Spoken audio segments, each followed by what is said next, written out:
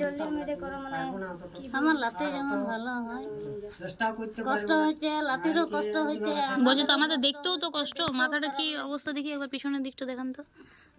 দেখুন মানে কি ভয়ানক অবস্থা হয়েছে বাচ্চাটার, মানে সত্যি মানে এটা কি বলবো, আর বলার কিছু নাই।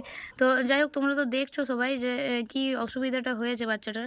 তো ওদের কাছে এই চিকিৎসা করার মতন টাকা পয়সা নেই, তাই ও হচ্ছে বাচ্চার মা।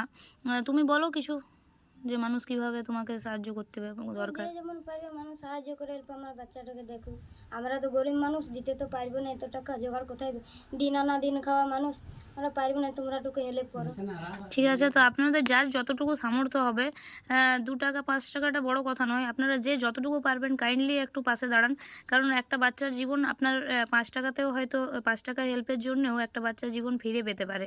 তাই চেষ্টা করো, দেখুন আমরা সমাজবদ্ধ জীব হিসাবে আমাদের প্রত্যেকের দায়িত্ব সমাজের মানুষের পাশে থাকা। বিশাল একটা অ্যামাউন্ট দিয়ে কেউ হেল্প করতে পারুন আর না পারুন, অন্তত 2-5 টাকা 10 টাকা দিয়েও যদি হেল্প করতে পারেন না, তবুও একটা হিউজ অ্যামাউন্ট আমাদের কাছে আসবে, যাতে বাচ্চাটা চিকিৎসা আমরা তাড়াতাড়ি করতে পারি।